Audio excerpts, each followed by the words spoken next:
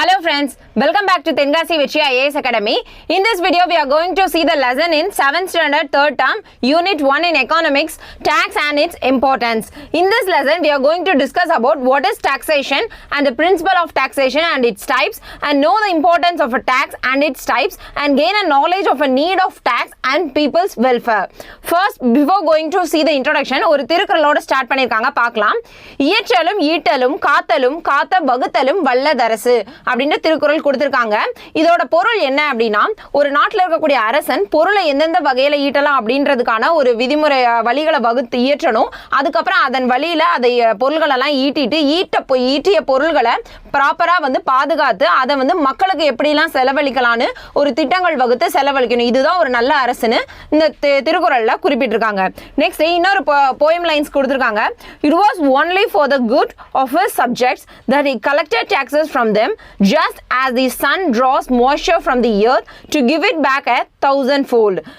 இந்த போயம் எழுதினவங்க காளிதாஸ்னு கொடுத்துருக்காங்க. இதோட அர்த்தம் என்ன சொல்றாங்கன்னா, சூரியன் எப்படி பூமி கிட்ட இருந்து ஈரப்பதம் எல்லாத்தையும் உறிஞ்சிக்கிட்டு அதே அளவுக்கு திருப்பியும் தருதோ, அதே மாதிரி ஒரு மன்னன் தன் நாட்டு மக்கள்கிட்ட வரி எல்லாம் வசூலிப்பான். ஆனா வசூலிச்ச வரியை திருப்பி யாருக்கு தான் அவன் செலவழிப்பான்? தன் நாட்டு மக்களுக்கு தான் திருப்பி செலவழிக்கான்னு குறிப்பிட்டிருக்காங்க. ஸோ நெக்ஸ்ட் இன்ட்ரோடக்ஷன் பார்க்கலாம். For the welfare of the society, the government has to perform various functions, so it requires revenue. So ஒரு நாட்டு மக்களுக்கு நிறைய நலத்திட்டங்கள் பண்ணணும் அப்படின்னா அந்த கவர்மெண்ட்டுக்கு என்ன தேவைப்படுது? கண்டிப்பா ஒரு ரெவென்யூ, அதாவது வருவாய் தேவைப்படுது. Modern governments have a wider variety of sources of revenue. So இப்போ இருக்க அந்த மாடர்ன் கவர்மெண்ட் நிறைய டைப் ஆஃப் வருவாய் நிறைய வழிகளில் நம்மளுக்கு கிடைக்குது. The principal sources of revenue are taxes, fees, prices, special assessment and raffle scheme. So இதெல்லாம் தான் என்னது முதன்மையான ஒரு காரணிகள் அந்த நம்மளுக்கு கிடைக்க ரெவென்யூக்கான. Like any other country, taxes from the most important part of a revenue of India. So எல்லா நாடுகள மாதிரி இந்தியாவோட வருவாயும் முக்கியமா எதை சார்ந்து தான் இருக்குன்னா வரிகளை சார்ந்து தான் இருக்கு. Next, taxation. Taxation is a term for when a taxing authority, usually a government, levies or imposes a tax. So வரி விதிப்புன்னு சொல்லுவாங்க. டாக்ஸேஷன்னா என்ன? வரி விதிப்பு. வரி விதிப்பு என்னன்னா, அந்த கவர்மெண்ட் விதிக்கிறாங்கல்ல ஒரு வரி இவ்வளவு கட்டணும், இதுக்காக இந்த வரி அப்படின்னா அதை தான் என்ன சொல்றாங்க? டாக்ஸேஷன் அப்படின்னு சொல்றாங்க. The term taxation applies to all types of involuntary levies from income to capital gains to estate taxes. So இந்த வரி விதிப்பு அப்படின்றது நம்மளோட வருமானமா இருக்கட்டும், இல்ல நம்ம ஏதோ ஒரு இன்வெஸ்ட்மெண்ட் பண்ணிருக்கோம் அதனால கிடைக்கக்கூடிய நம்மளுக்கு ஒரு பெனிஃபிட்டா இருக்கட்டும், இல்லனா வேற ஏதாவது சொத்து நம்ம வச்சிருக்கோம், சோ அதுக்கு இது மேல எல்லாம் விதிக்கக்கூடியதான் என்ன சொல்றாங்க? டாக்ஸேஷன், வரி அப்படின்னு சொல்றாங்க. Though taxation can be a noun or verb, it is usually referred to as the act.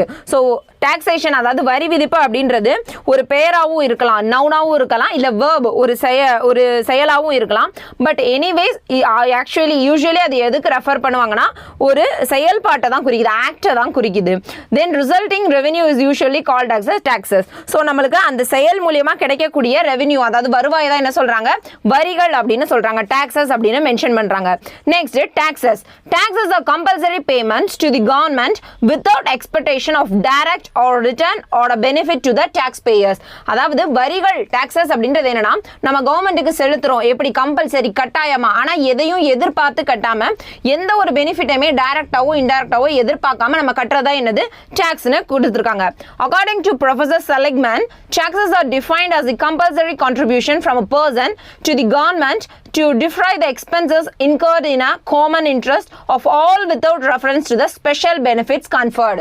அதாவது ப்ரொஃபசர் சாலிக்மன் அப்படின்றவங்க டாக்ஸ்னா என்ன அப்படின்னு ஒரு டெஃபினேஷன் கொடுக்காங்க. என்னன்னா, கட்டாயமா எல்லா மனுஷனுமே கட்டணும். ஸோ எந்த ஒரு சலுகையுமே அதை எதிர்பார்க்காம, சிறப்பு சலுகையுமே இல்லாம கட்டாயமா கவர்மெண்ட்டுக்கு நம்ம செலுத்துறதா என்னது? டாக்ஸ் அப்படின்னு மென்ஷன் பண்ணியிருக்காங்க.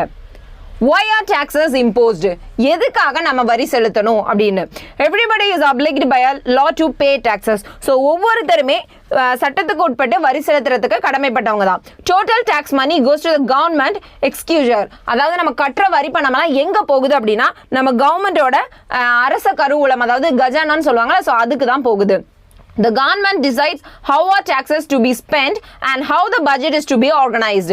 So நம்ம கட்டின வரி பணம்லாம் அவங்களோட கவர்மெண்டோட இதுல இருக்கு கஜானால. ஸோ அதை அவங்க அதுக்கப்புறம் எப்படி நம்ம பீப்புளுக்காக செலவழிக்கலாம் அப்படின்னு ஒரு பட்ஜெட் யார் தான் போடுவா? நம்மளோட கவர்மெண்ட் தான் போடுவாங்க.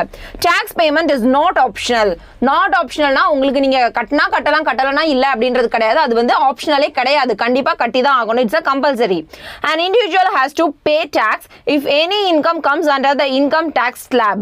So ஒரு தனி மனுஷங்க வந்து எந்தெந்த வகையில இந்த மாதிரிலாம் இருந்தா வரி செலுத்தணும் அப்படின்னு கவர்மெண்ட் சொல்லியிருக்காங்களோ அதுல அவங்களுக்கு எது இருந்தாலுமே கண்டிப்பா அவங்க என்ன பண்ணணும்? டாக்ஸ் பே பண்ணி தான் ஆகணும்.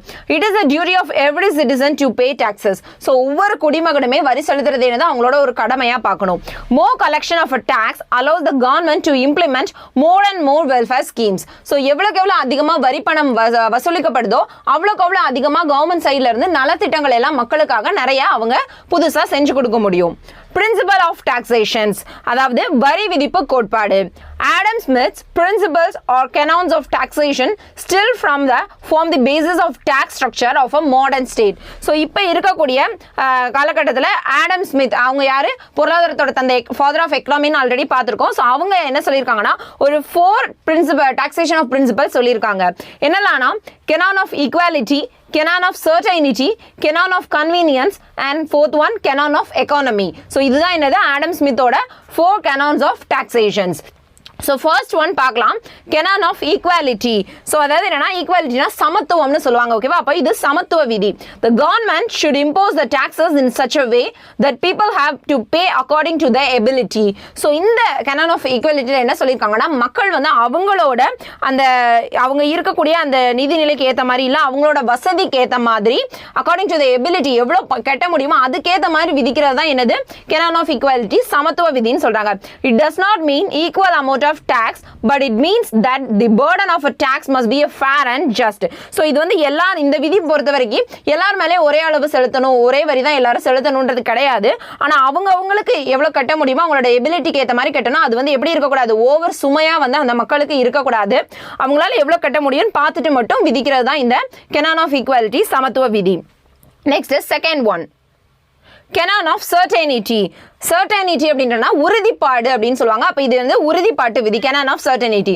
Certainty creates a confidence in the taxpayers cost of collection of taxes and increases the economic welfare because it tends to avoid all economic waste. So ஒரு certainty, ஒரு உறுதிப்பாடு, நம்ம ஒரு வரி வசூலிக்கப்படுற வரி மூலமா இதை பண்ணுவோம் அப்படின்ற ஒரு உறுதிப்பாடை கொடுக்குறாங்க. அந்த உறுதிப்பாடு மூலமா என்ன ஆகுதுன்னா நம்மளோட எக்கனாமிக் வந்து டெவலப் ஆகுது.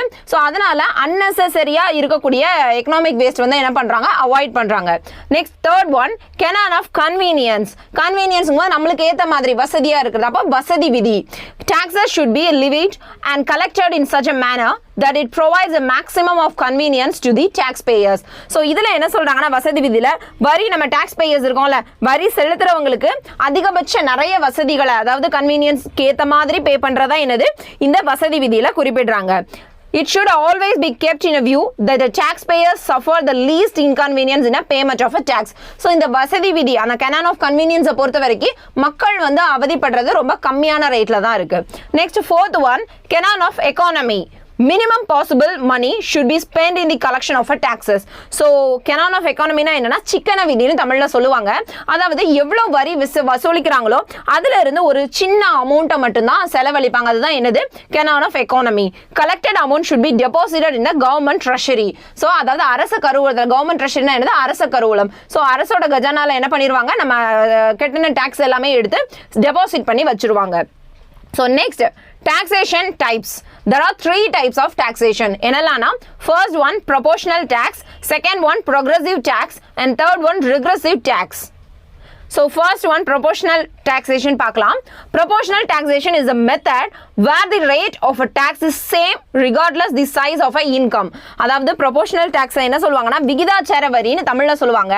இதோட மீனிங் என்ன கொடுத்திருக்காங்க அப்படின்னா ஒருத்தரோட வருமான அளவு எவ்வளவு இருந்தாலுமே அதை நம்ம வந்து கன்சிடரே பண்ணாம ஒரே மாதிரியா வரி விதிக்கிறது தான் proportional taxation, அதாவது விகிதாச்சார வரி அப்படின்னு சொல்லுவாங்க. The tax amount realized will vary in the same proportion as that of a income. அதாவது வருமான விகிதத்துக்கு ஏத்த மாதிரி அந்த வரி விகிதம் என்ன பண்ணும்? சேஞ்ச் ஆகிக்கிட்டே இருக்கும். இதுக்கு ஒரு எக்ஸாம்பிள் கொடுத்திருப்பாங்க. அதை பார்த்தா இன்னும் பெட்டரா புரியும். If a tax rate is 5% on an income and Mr. X gets an income of 1000, he will pay rupees 50, and Mr. B gets an income of 5000, he will pay a tax of rupees 50. In short, proportional tax leaves the relative financial status of taxes persons unchanged. அதாவது ஒருத்தர் வந்து 1000 ரூபாய் வருமானம் ஈட்டும் போது 5% வரி விதிக்கப்படுது. அப்போ அவங்க என்ன பண்றாங்க அப்படின்னா ஒரு 50 rupees பே பண்றாங்க. அதே சமயத்தில் இன்னொருத்தர் 5000 வந்து இன்கம் வருது. ஸோ அவரும் எவ்வளவுதான் செலுத்துறாரு, அதே 50 அமௌண்ட்டை மட்டும்தான் செலுத்துறாரு. ஸோ அவங்களோட இன்கம் எவ்வளவா இருந்தாலும் அதை கன்சிடர் பண்ணாம காமனா விதிக்கிறதா என்னது இந்த ப்ரொபோஷனல் டாக்ஸேஷன்.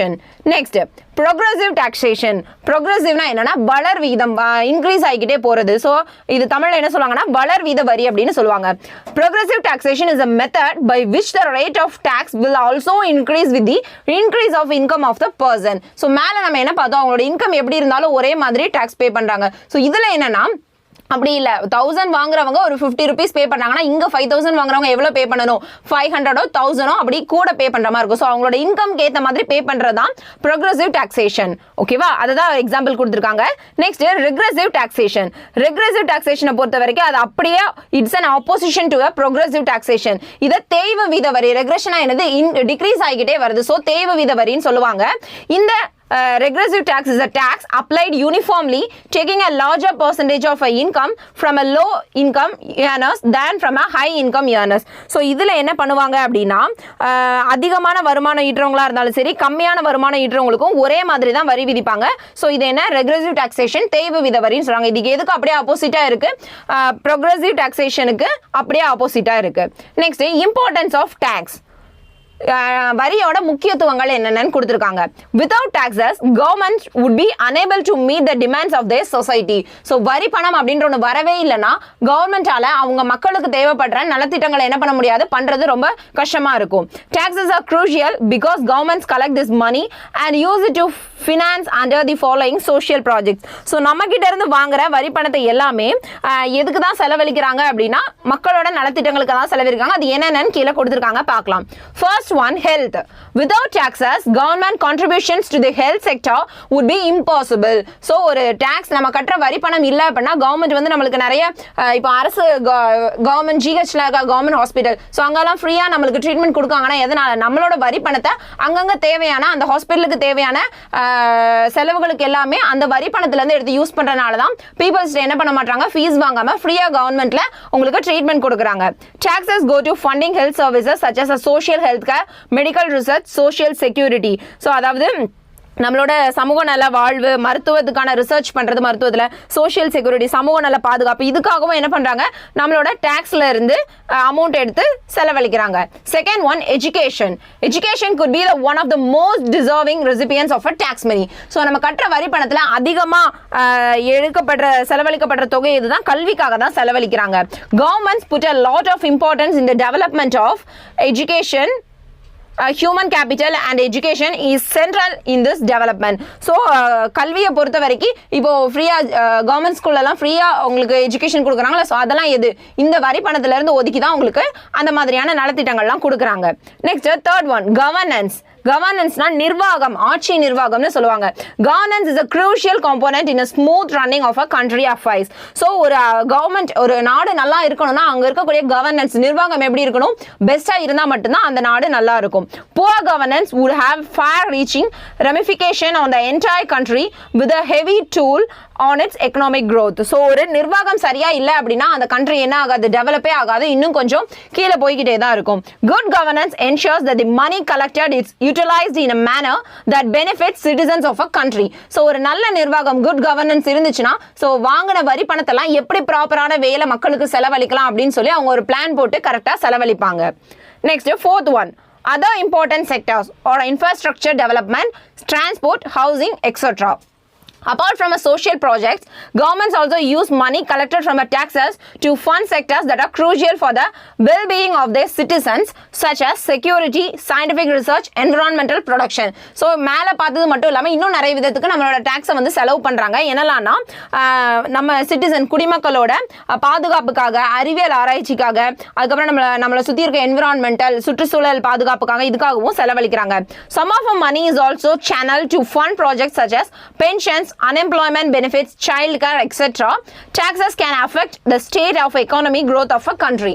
So அதாவது என்னன்னா வேற எதுக்கெல்லாம் செலவழிக்கிறாங்கன்னா பென்ஷன், இப்போ old age pension, government staffs retire ஆன பென்ஷன் இதெல்லாம் கொடுக்குறாங்க. ஸோ இதுக்காக அன்எம்ப்ளாய்மெண்ட் பெனிஃபிட்ஸ், அதாவது வேலை வாய்ப்பு இல்லாமல் இருக்கிறவங்களுக்கான சலுகைகளுக்காக, சைல்டு கேர், குழந்தைகள் பாதுகாப்புக்காக இதுக்கெல்லாம் என்ன பண்றாங்க, இந்த அமௌண்ட்டை செலவு பண்றாங்க. இப்போ டாக்ஸஸ் வந்து இல்லை அப்படின்னா அது எதை ஃபர்ஸ்ட் அஃபெக்ட் பண்ணுனா ஒரு state economic growth of a country, அதாவது ஒரு மாநிலத்தோட வளர்ச்சி தான் என்ன பண்ணுது, ஃபர்ஸ்ட் தடை பண்ணுது.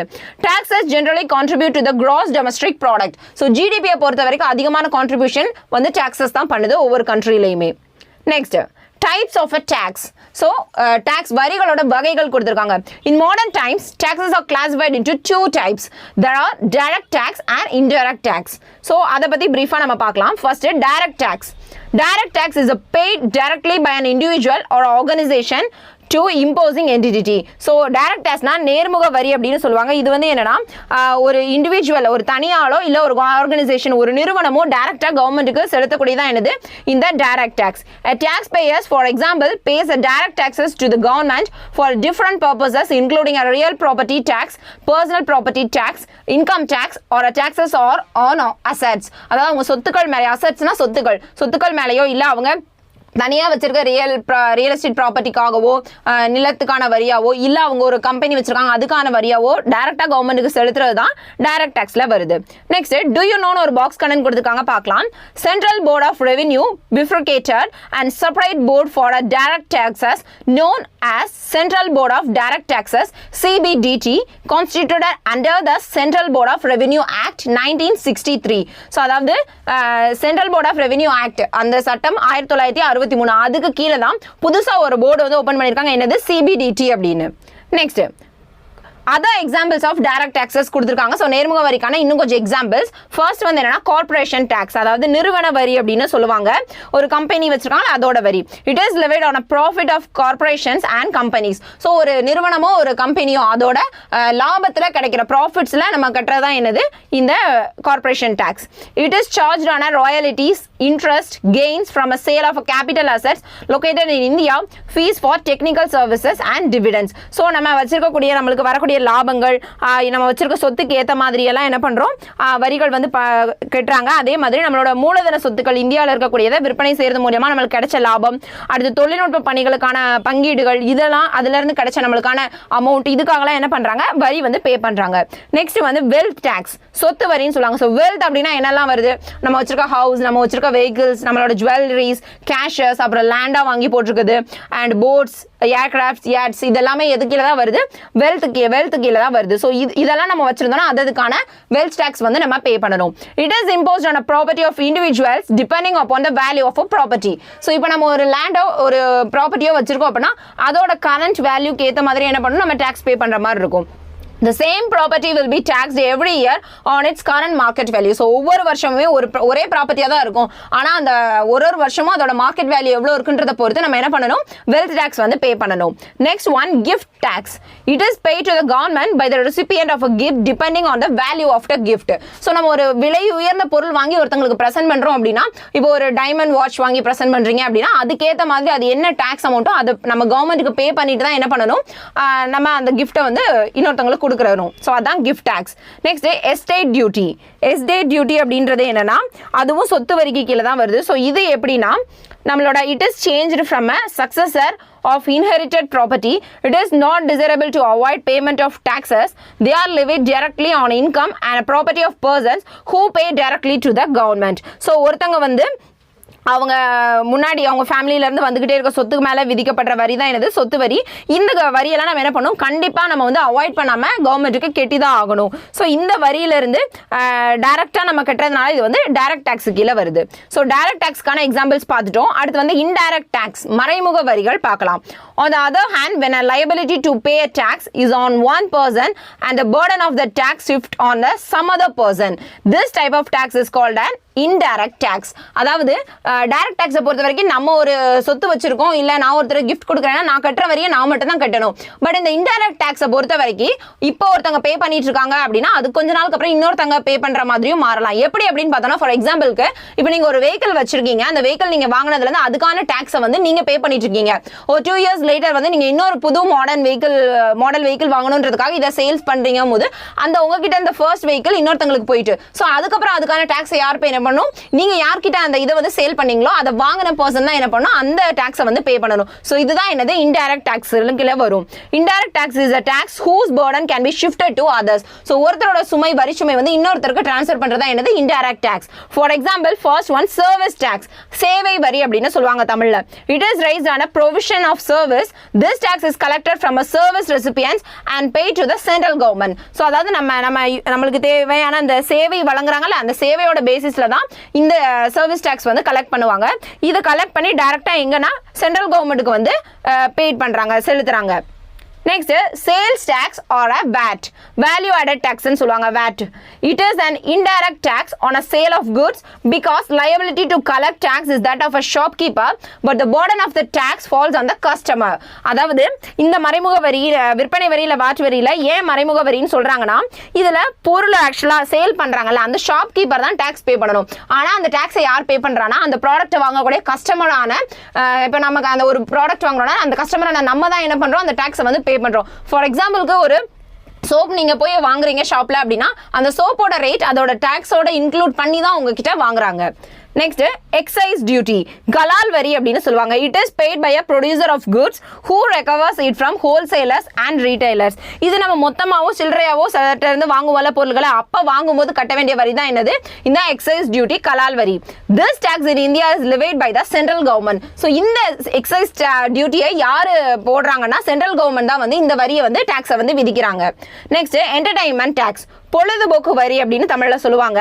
The state government charge such tax on every transaction related to the entertainment. So இந்த என்டர்டைன்மெண்ட் டாக்ஸை பொறுத்த வரைக்கும் யார் தான் போடுறாங்க அப்படின்னா ஸ்டேட் கவர்மெண்ட் தான் போடுறாங்க. ஸோ என்னென்ன என்டர்டைன்மெண்ட்னா, some examples are movie tickets, video game arcades, stage shows, exhibitions, amusement parks and sports related activity. So இதுக்காகலாம் என்ன பண்றாங்க, உங்களுக்கு என்டர்டைன்மெண்ட் டாக்ஸ் வந்து போடுறாங்க. Next, goods and service tax, GST அப்படின்னு சொல்லுவாங்க. Goods and service tax is a kinds of tax imposed on a sale, manufacturing and usage of goods and services. So நம்மளோட பொருள்களோட விற்பனை, அதோட உற்பத்தி, அதோட பயன்பாடு, இது அடிப்படையில் ஒரு பொருளுக்கு நம்ம விதிக்கிறதா என்னது GST, goods and service tax. This tax is applied on a service and goods at a national level with the purpose of achieving overall economic growth. அதாவது நேஷனல் லெவல்ல ஒட்டுமொத்த நம்மளோட பொருளாதார வளர்ச்சி அடிப்படையில் தான் இந்த GST வந்து விதிக்கிறாங்க. GST is particularly designed to replace the indirect taxes imposed on goods and services by the central and state. So இது எதுக்கு பதிலா அப்படின்னா, தனித்தனியா மத்திய மற்றும் மாநில அரசுகளால விதிக்கப்படுற வரிக்கு பதிலா ஒரு சிறப்பா ஸ்டார்ட் பண்ணதான் என்னது இந்த GST வரி. So types of GSTs பார்க்கலாம். So first, intra-state GST, அதாவது உள்ளுக்குள்ளேயே இருக்கக்கூடிய ஒரு மாநிலத்துக்குள்ள இருக்கக்கூடிய GST வரி வந்து ஸ்டேட் GST, சென்ட்ரல் GST அப்படின்னு ரெண்டா பிரியும். இன்னொரு டைப் என்னன்னா இன்டர்ஸ்டேட் GST. இது வந்து எப்படின்னா இன்டகிரேட்டட் GST-ஆ போட்டுருவாங்க. இதெல்லாம் மாநிலங்களுக்கு இடையில. இதை பத்தி நம்ம கீழே பிரீஃபா பார்க்கலாம். Introduction to GST. ஸோ இது எப்படி வந்துச்சு அப்படின்றத சொல்லியிருக்காங்க. GSTன்றது previous indirect tax structure and its difficulties. So first முன்னாடி இருந்த டேக்ஸ் சிஸ்டம்லாம் எப்படி இருந்துச்சு, ஸோ அதுக்கப்புறம் இது எப்படி வந்துச்சுன்ற சொல்கிறாங்க. The history of Indian taxation goes back to the ancient period. According to the Arthashastra, the book written by Kautilya, in ancient time taxes were levied and collected in both cash and kind. The modern history of indirect taxes starts from a early 20th century when central excise duty was imposed on salt, sugar, motor spirit, etc. So first அந்த காலத்திலேயே கௌடில்யா எழுதின அர்த்த சாஸ்திரான்ற புக்லயே வந்து அந்த காலத்திலே வந்து பணமாவும் இதாவும் என்ன பண்ணிருக்காங்க வரி வாங்கியிருக்காங்கன்றத மென்ஷன் பண்ணிருக்காங்க. இப்போ இருக்கக்கூடிய மாடர்ன் ஹிஸ்டரியிலையும் இன்டைரக்ட் டாக்ஸஸ் வந்து இயர்லி 20th century 20ஆம் நூற்றாண்டிலேயே சால்ட் சுகர் இந்த மோட்டார் ஸ்பிரிட் இதுக்கான எக்ஸைஸ் டியூட்டி என்ன பார்த்தா கலால் வரி எல்லாம் வாங்க ஆரம்பிச்சிருக்காங்க. Gradually the base of excise duties were wide and அதுக்கப்புறம் கொஞ்சம் கொஞ்சமா என்ன ஆகுது அந்த கலால் வரி வந்து அதிகப்படுத்தினாங்க. At the time of independence, the system of central excise duty at the national level and the sales tax at the state level was prevailing. After prolonged effects and amendments, what is introduced first in Indian state of Haryana in 2003 and thereafter in 24 states, UTs including Punjab, Chandigarh, Himachal Pradesh, Jammu and Kashmir and Delhi in 2005. So ரொம்ப நாளுக்கு அப்புறம் தான் அந்த VAT அப்படின்ற ஒரு tax வந்து எப்போ introduce பண்ணாங்க 2003ல ஃபர்ஸ்ட் இந்த இந்தியன் ஸ்டேட்ல ஹரியானால, அதுக்கப்புறம் அது 2005ல இன்னும் கொஞ்சம் ஸ்டேட்ஸுக்கு டெவலப்மெண்ட் பண்ணாங்க. If a VAT was a major improvement over a pre-existing sales tax regime, then the goods and service tax is indeed of an remarkable improvement and the next logical step towards the realizing perfection in a taxation system in our country. So இந்த VAT-க்கு அப்புறமா wired டாக்ஸுக்கு அப்புறமா அதுக்கப்புறம் வந்து GST வந்து அதை விட பெட்டரா நம்ம நேஷனுக்கு வந்து ஒரு ப்ராப்பரான டாக்ஸேஷன் சிஸ்டமா இருக்கு. Initially it was proposed that there would be a single and national level GST. So மொத்த இந்தியாவுக்குமே ஒரே வரி இருக்கணும் அப்படின்னு தான் இந்த ஜிஎஸ்டி வந்து கொண்டு வந்தாங்க. However, the GST tax regime has been finally implemented from 1st July 2017 across India. So எப்போ ஜிஎஸ்டி வந்துச்சு 2017ல July 1st. With this, there is an economic union of a country with one tax, one market and one nation. So அது இது மூலமா அந்த GST மூலமா என்ன நடந்துச்சு, one tax ஒரே வரி, ஒரே ஒன் மார்க்கெட் ஒரே சந்தை அண்ட் ஒன் நேஷன் ஒரே நாடு அப்படின்றது நம்மளால அச்சீவ் பண்ண முடிஞ்சிச்சு. Goods and service tax is a tax on the all goods and service that we buy. It has two parts, the central goods and service tax and the state goods and service tax. So GST பொறுத்த வரைக்கும் எப்படி CGST and SGST அப்படின்னு ரெண்டு பார்ட்டா பிரியும். For எக்ஸாம்பிளுக்கு நம்ம இப்போ ஒரு ப்ராடக்ட் வாங்குறோம் அப்படின்னா அந்த வேல்யூவோட ப்ராடக்ட் அந்த அதோட ருபீஸ் வந்து 100 rupees அப்படின்னா அதுக்கான ஜிஎஸ்டி மொத்தம் 18%. அதை எப்படி பிரிப்பாங்கன்னா சிஜிஎஸ்டி ஒரு 9%, எஸ்ஜிஎஸ்டி ஒரு 9% போட்டு அந்த ஜிஎஸ்டியும் சேர்த்து தான் அந்த ப்ராடக்டோட வேல்யூவா ஃபார் எக்ஸாம்பிள் நம்மளுக்கு 118 rupees அப்படின்னு சொல்லி தான் வாங்குவாங்க. இதே இப்போ ஒரு ப்ராடக்ட் வந்து நம்ம தமிழ்நாட்டில இருந்து அதர் ஸ்டேட் கர்நாடகால வாங்குறோம் அப்படின்னா அது வந்து இன்டர் ஸ்டேட் ட்ரேட்ல வரும், அதாவது மாநிலங்களுக்கு இடையிலான விற்பனை அந்த மாதிரி வரும். ஸோ அப்போ என்ன பண்ணுவாங்கன்னா the value of a product அதே 100 rupees இருந்துச்சுன்னா அந்த டாக்ஸை மொத்தமா IGST integrated goods and service tax அப்படின்னு போட்டு 18% டோட்டலா போட்டு அமௌண்ட் வாங்கிடுவாங்க. The tax divided into 5 slabs: 0%, 5%, 12%, 18%, and 28%. Although GST is collected by the central government, taxes on petroleum products, alcoholic drinks, electricity are separately collected by the state government, and almost all the necessities of like vegetables, food grains are exempted from this tax. So பொதுவா GST யார் தான் வசூலிக்கிறாங்கன்னா மத்திய அரசு தான் வசூலிக்கிறாங்க. ஆனா சில விஷயங்கள்ல அதாவது பெட்ரோலியம் ப்ராடக்ட், இந்த ஆல்கஹாலிக் ட்ரிங்க்ஸ், எலக்ட்ரிசிட்டி மின்சாரம் வழங்குறது இதுக்கெல்லாம் யார் கலெக்ட் பண்றாங்க அப்படின்னா ஸ்டேட் கவர்மெண்ட் கலெக்ட் பண்ணிக்கிறாங்க. அதே மாதிரி சில நெசசிட்டி அத்தியாவசியமான பொருட்கள், இப்ப காய்கறிகள், நம்மளோட உணவு தானியங்கள்லாம் அத்தியாவசியம் இல்லை, ஸோ அதுக்கெல்லாம் என்ன போடலை, ஜிஎஸ்டி வந்து போடலை. Next toll tax and a road tax. Toll tax is a tax you often pay to use any form of infrastructure developed by the government. Example, roads and bridges. So நம்ம நிறைய ஹைவேஸ்ல போகும்போது toll gate cross பண்ணி போகிறோம், அங்கே ஒரு amount ஏன் வாங்குறாங்க அப்படின்னா அந்த இருக்கக்கூடிய அந்த ஹைவேஸ், ரோட்ஸ், பிரிட்ஜஸ்லாம் நம்ம யூஸ் பண்ணுறதுக்கான ஒரு டேக்ஸ் தான். The tax amount levied is rather negligible, which is used for maintenance and a basic upkeep of a particular projects. Next, Swachh Bharat chess, தூய்மை பாரத வரின்னு சொல்லுவாங்க. ஸோ இது எப்போ வந்துச்சுன்னா this says imposed by the government of India and was started from 15th November 2015. This is taxes applicable on all taxable services and the cess currently stands at 0.5%. Swachh Bharat cess is levied over and above 14% service tax that is prevalent in the present times. Next, distinction between a direct and indirect tax. So ரெண்டுக்கும் இருக்கக்கூடிய difference என்னலாம் அப்படினு கொடுத்திருக்காங்க. First one, direct tax பொறுத்த வரைக்கும் burden cannot be shifted by a taxpayers. So ஒருத்தர் இருந்து இன்னொருத்தருக்கு நம்ம tax pay பண்றத shift பண்ண முடியாது. அதே indirect tax பொறுத்த வரைக்கும் easily be shifted to another person. Next one, direct tax பொறுத்த வரைக்கும் tax is imposed on a personal income and a corporate income. So ஒரு தனிநபர் வரியா இருக்கலாம் இல்ல நிறுவனத்துக்கான வரியா இருக்கலாம். Indirect tax பொறுத்த வரைக்கும் tax is imposed on various goods and service. So indirect taxல இது அந்த பொருட்கள் மற்றும் சேவைகளுக்கான வரி தான் விதிக்கப்படுது. Direct tax has no inflation pressure. அதாவது பணவீக்க அழுத்தம் inflation pressure எதுவுமே direct tax கிடையாது. ஆனா indirect taxல this tax has a inflation pressure. So பணவீக்க அழுத்தம் எது மறைமுக வரிக்கு indirect taxக்கு வந்து உண்டு. The direct tax, the impact and incidence are the same in the case of direct tax. And indirect tax, the impact and the incidence are different in case of a indirect tax. Next, direct tax is a less elastic. அதாவது நெகிழ்வுத்தன்மை கம்மியா இருக்கும். Indirect tax பொறுத்த வரைக்கும் tax is more elastic. அதிக நெகிழ்வுத்தன்மை உடையதா இருக்கும். Next, need for a tax and a people's welfare. The levying of a tax aims to raise a revenue to fund governing. அதாவது நிதி எதுக்கு தேவைப்படுது நமக்கு வருவாயை உயர்த்துறதுக்காகவும் அது மூலமா நம்ம மக்களுக்கு நலத்திட்டங்கள் பண்றதுக்காக தான் என்ன பண்றோம் வரி விதிக்கிறோம். அதான் வரி விதிக்கிறதோட aim. It helps alter prices in order to balance the effect of demand. சில நேரம் நிதி பற்றாக்குறை ஏற்படும்போது என்ன பண்றோம் நம்ம ப்ராடக்ட்ஸோட ரேட்டை வந்து இன்க்ரீஸ் பண்றோம். States and their functional equivalents throughout history have used money provided by a taxation to carry out many functions. So அதாவது மாநிலங்களை பொறுத்த வரைக்கும் வரி விதிப்பு மூலமா தான் நிறைய ப்ராஜெக்ட்ஸ் வந்து அவங்களால என்ன பண்ண முடியுது. Some of these includes expenditures on economic infrastructure like transportation, sanitation, public safety, education, healthcare systems, military, scientific research, culture and the arts and public works and public insurance etc. So இதெல்லாம் எது மூலமா தான் பண்றாங்க நம்ம கேட்டக்கூடிய tax மூலமா தான் பண்றாங்க. A government's ability to raise taxes is called a fiscal capacity. So ஒரு கவர்மெண்டால எவ்வளவு செலவழிக்க முடியும் அப்படின்ற வரிகளை உயர்த்துறது அதோட எவ்வளவு உயர்த்த முடியுமோ அவ்வளவு உயர்த்துறது என்ன சொல்றாங்கன்னா fiscal capacity நிதி திறன் அப்படின்னு அழைக்கிறாங்க. Next, when expenditures exceed a tax revenue, a government accumulates debt. A portion of taxes may be used to serve up past debts. Governments also use taxes to fund welfare and public services.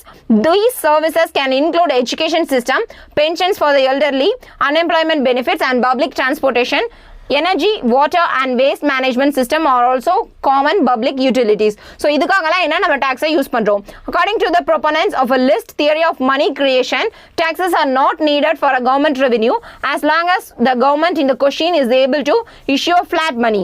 The purpose of taxation is to maintain the stability of a currency, express a public policy regarding the distribution of a wealth, subsidizing certain industries or population groups, or isolating the cost of a certain benefits such as highways on social security.